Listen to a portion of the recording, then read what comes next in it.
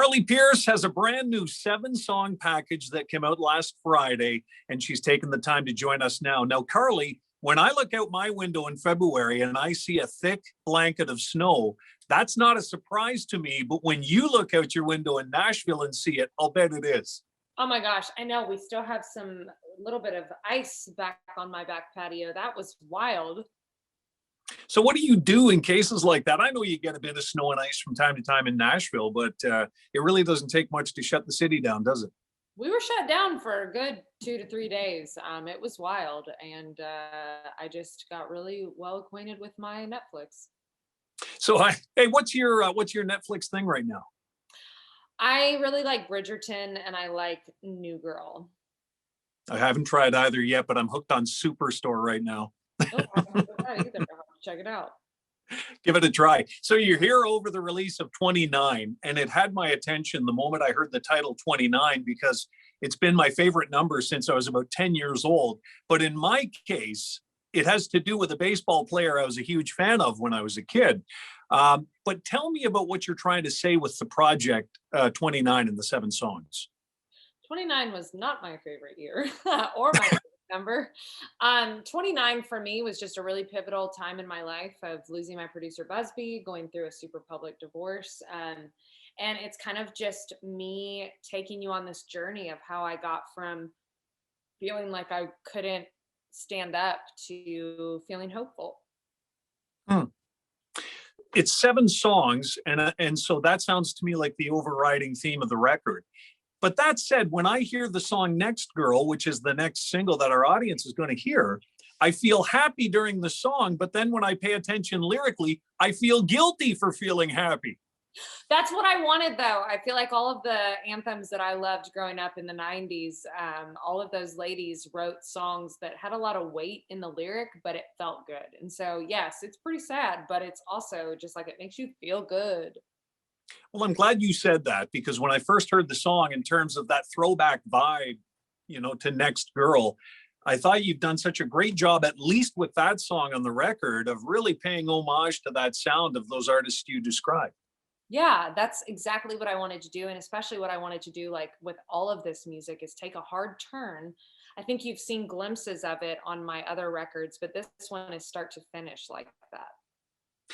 I appreciate you taking time for Canada and to speak to our fans. And you were talking about your previous releases. And I think here in Canada, people really consume your music at an incredible pace. And I say that based on the fact that Every Little Thing was a #1 hit here in Canada before it was in the United States. That doesn't happen all that often.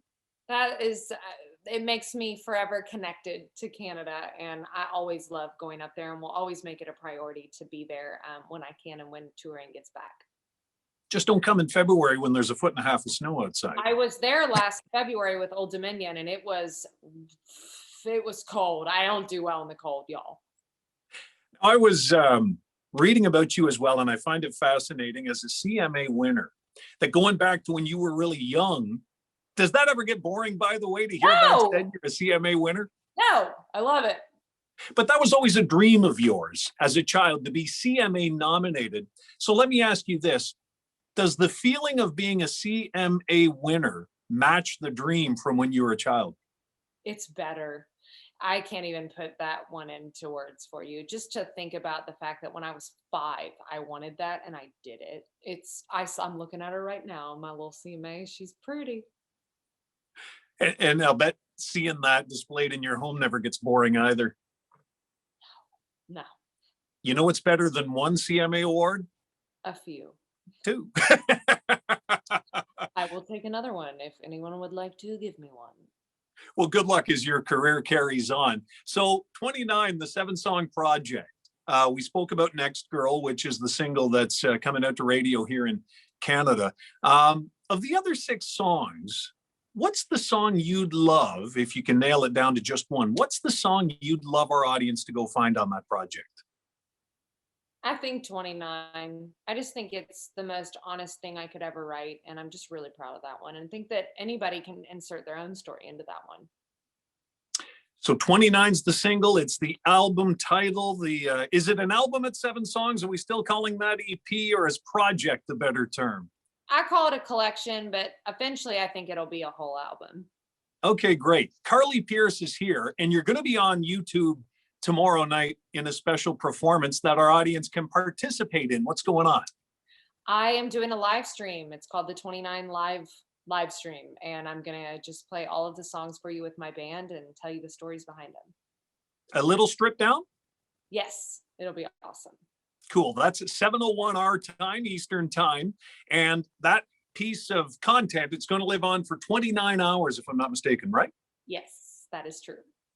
Awesome stuff. So now that the collection's out there, 7 songs called 29, can you kind of relax a little bit? Can you let a breath out?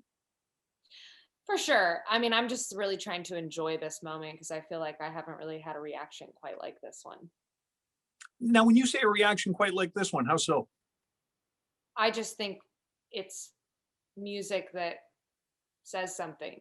I don't know. I just think people are seeing me maybe in a way that maybe they didn't before. And I like that. Interesting. It's always nice to kind of move the goalposts, right? And create a new set of expectations with every project. Absolutely. Well, congratulations on its release. I'm sure you'd much rather be out on the road playing to fans when you put out a new project like that. But here we are in a situation where that's not quite the case, but hopefully sooner rather than later, right? Yes, absolutely. I'm cautiously optimistic. And of course, you know, one of the nice things that's been a constant throughout the pandemic has been the release of new music, whether it's your project or that of someone else. And I think that's been so nice for listeners to be able to depend on new music at a time where all we're hearing about is what we can't do.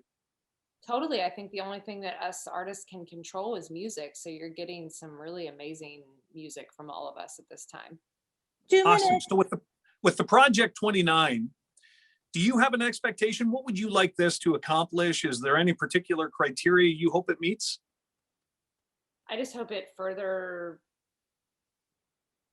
uh, further furthers the I don't know what the word is, something that I am a country music purist.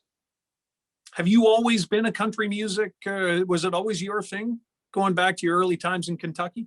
Yeah, this was always what I wanted to do with my life, always. Well, congratulations on having nailed it so far. And when you can get back out on the road, we're going to be happy to see you. In the meantime, again, people can go and buy 29 Anywhere Music Sold from Carly Pearce, and tomorrow night on YouTube. Yay! Thank you. How do people find you on socials? At Carly Pearce or at Carly Pearce Music on all the socials. You know what's really great for getting rid of that ice on your back patio? What? Just go sprinkle some salt. It's going to be gone before you know it. There we go. Noted. Carly, stay well. Thank you for the release of the new music again at a time where people need it most. And thank you for giving the Canadian audience some of your time. We genuinely appreciate that. Thank you so much.